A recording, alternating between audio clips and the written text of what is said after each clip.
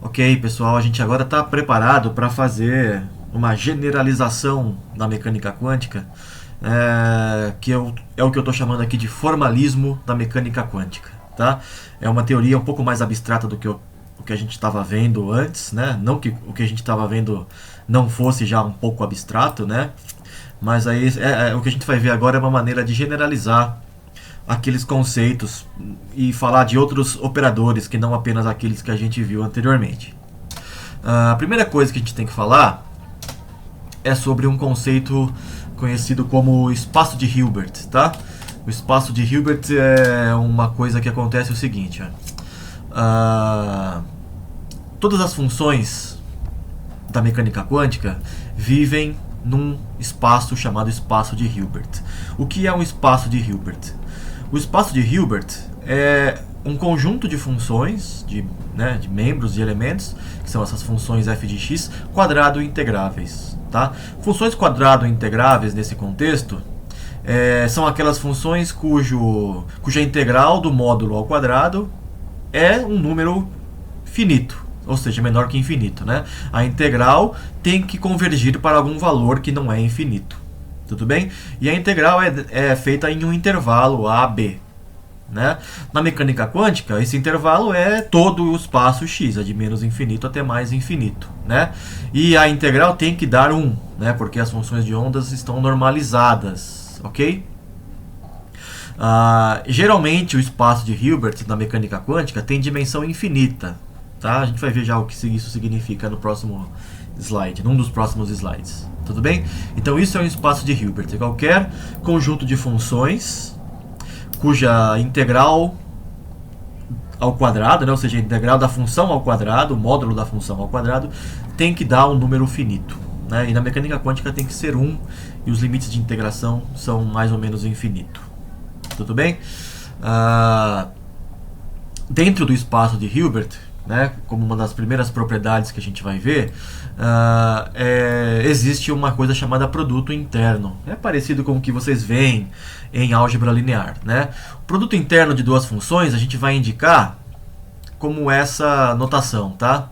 Duas funções f e g que moram no espaço de Hilbert têm um produto interno indicado assim.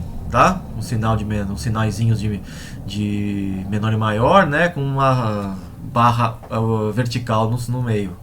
Né? Esse aqui é o produto interno de duas funções, f e g. Definido assim, tá? É a integral de f conjugado, lembrando que essas funções podem ser complexas, tá? Podem aparecer números complexos nessas funções. Então a integral no intervalo AB de f conjugado, f é a primeira função que aparece aqui, g é a segunda, dx. Né? Em quântica, a e b são, na verdade, mais ou menos infinito. Né?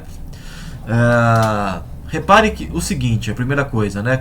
Com essa definição de produto interno, se eu escrever gf ao invés de fg, eu tenho que trocar aqui na definição, né, o f estrela por g estrela e o g por f. E se você pega o conjugado desse negócio inteiro, você vai descobrir que eles são iguais. Tá? Se você conjugar isso daqui, ó, né, se você conjugar, vai ficar f conjugado conjugado, né, que é o próprio f, g conjugado. E isso é igual ao gf, produto interno de g com f. Tá? Essa aqui é uma propriedade importante que a gente vai usar algumas vezes ao longo do curso. Tá? Algumas só, não muitas também. Uma outra observação, na verdade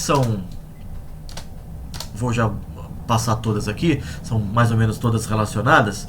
A primeira é a seguinte: se eu faço o produto interno de uma função f por ela mesma, né, que é dada por isso aqui, portanto, né, lembrando que a definição é essa, né, f conjugado f, ou seja, módulo de f ao quadrado, isso, né, eu estou integrando alguma coisa que é sempre positiva, então a integral é sempre positiva, ou pelo menos não é negativa. Né? Ela pode ser zero, mas ela só é zero se a própria função f de x for zero. Né?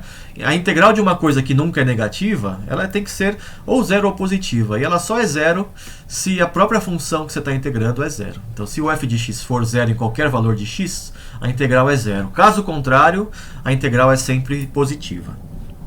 Legal, né? Uma outra observação é essa daqui, né? Na verdade são essas duas. Uma função f de x está normalizada quando o produto interno com ela mesma é igual a 1, e duas funções f e g são ortogonais quando o produto interno delas é zero. Tudo bem? Então, normalizada, o produto interno dela com ela mesma é 1, e duas funções são ortogonais quando o produto interno entre elas é zero. E aí eu posso definir um conjunto de funções e dizer se ele é ortonormal ou não. Se eu tenho um conjunto de funções qualquer, né, que mora no espaço de Hilbert, e se esse conjunto de funções é ortonormal, significa que todas as funções estão normalizadas e são ortogonais entre si. Igual na álgebra linear, né? Eu posso indicar isso usando o nosso conhecido delta de Kronecker, né? E fazendo um produto interno entre duas funções quaisquer desse conjunto aqui, um fm com um fn, para dois valores diferentes de m e n, né? Por exemplo, f2 vezes com produto interno f5. Exemplo, né? Isso vai ser igual ao delta mn, ou seja, 1 se m igual a n, isso representa a normalização, ou 0 se m diferente de n, isso representa a ortogonalidade. Portanto, esse é um conjunto ortonormal se essa condição, que são duas na verdade, né, forem satisfeitas. Certo? E aí eu tenho uma última propriedade que eu gostaria de falar, que é sobre um conjunto de funções. A gente diz que um conjunto de funções é completo se ele pode ser usado para representar qualquer função do espaço de Hilbert como uma combinação linear, tá? Nessa maneira, né? Então, Fn, esse conjunto de funções Fn é uma base do espaço de Hilbert. Tá? E eu posso representar qualquer objeto do espaço de Hilbert, né, qualquer função, como uma combinação linear desses Fn que fazem esse conjunto completo. Tá? Esse conjunto não precisa ser ortonormal, não. Tá? Ele precisa ser um conjunto de funções linearmente independentes, mas não precisa ser necessariamente ortonormal nem ortogonal. Tá? Claro que usar uma base ortonormal simplifica a sua vida. Né? A questão é diferente da álgebra linear, na mecânica quântica, geralmente essa base é infinita. Eu preciso ter infinitas funções. Tá?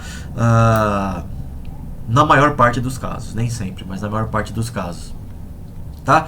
E aqui fica um exercício para vocês, que é encontrar os coeficientes Cn que aparece nessa combinação linear, usando uma simplificação que é sabendo que a base, né, esse conjunto completo Fn aqui, é ortonormal. E aí usar o chamado truque de Fourier. Eu vou fazer esse exercício aqui com vocês, tá? Que é o exercício da lista 2, número 1. Você já tem a lista lá no Google Sala de Aula. Bom, f de x, como no slide anterior dizia, né, é uma combinação linear das funções fn da base, né, com coeficientes Cn a determinar. Né? E Fn é uma base, ou seja, um conjunto completo de funções do espaço de Hilbert. E eu estou escolhendo essa base ortonormal para facilitar a minha vida, de forma que o Fn produto interno com Fm dá um delta de Kronecker, 1 ou 0, dependendo de n ser igual ou diferente de m, respectivamente. Né? Bom, primeira coisa, eu vou fazer isso em dois passos. No primeiro passo eu vou trocar o n por m aqui. Tá? Isso é só um passo formal, não faz nada de diferença, é só o índice que eu uso ali. Eu só poderia colocar quadrado, bolinha, x, né, Shrek, qualquer coisa aqui no lugar do n. Eu estou escolhendo o outro índice m, porque eu quero que termine tudo escrito em função de n. Então eu troco aqui, tá? Esse é só um passo intermediário que não faz nenhuma diferença no resultado. E aí sim vem o passo... volta. Perdão, gente. Daí vem o passo das contas mesmo, que eu faço o produto interno. Esse é o truque de Fourier, né? Faço o produto interno de f de x com um dos fn da base. Então eu tenho lá um monte de F1, F2, F3 nessa base ortonormal. Eu troquei n por m, só para fazer exatamente esse passo 2 aqui agora. Né? Eu faço o produto interno de f por um Fn arbitrário. N pode ser o 5, o 26, né? o 666, qualquer coisa aqui. Tá? E usando a definição, né, da combinação linear, eu escrevo assim, né? O produto interno de Fn com f é isso daqui.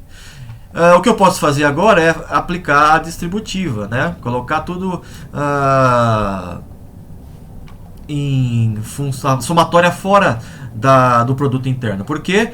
Porque o produto interno é uma integral, né? Então eu posso fazer uma distributiva. A integral de uma soma, como aqui, né? É a soma das integrais correspondentes, né? E aí o próximo passo é reconhecer que a base é ortonormal, né? Portanto, o produto interno de Fn com Fm é o delta Nm, certo? E depois eu abro essa somatória explicitamente, né? Aqui está uma forma fechada, aqui eu estou escrevendo de forma explícita, aberta, né? Então, eu variando o m, né? E o n fica constante. Então, C1 delta N1 mais C2 delta N2, etc, etc, etc. Vai chegar uma hora que você tem o Cn delta MNN, né? A hora que o m fica igual ao n. Então, vai ficar aqui um delta NN. Esse é o único que não é zero. Se o n não é igual a 1, isso é zero. Se o n fosse igual a 1, esse aqui não seria zero, mas todos os outros seriam, né? Se o n não for 2, isso aqui é zero e assim por diante. Mas sempre vai ter um dos termos dessa soma que não é zero, né? Porque você vai ter o delta NN. Delta NN é igual a 1, certo? Portanto, só dessa soma aqui infinita, de um monte de termos, eu nem sei quantos termos tem, né? Provavelmente infinitos termos aqui, mas eu sei que apenas um deles não é zero, que é quando o m que vai correndo nessa soma é igual ao n que eu escolhi arbitrariamente para fazer o produto interno no truque de Fourier, certo? Sobra só um termo, portanto eu escrevo assim, né?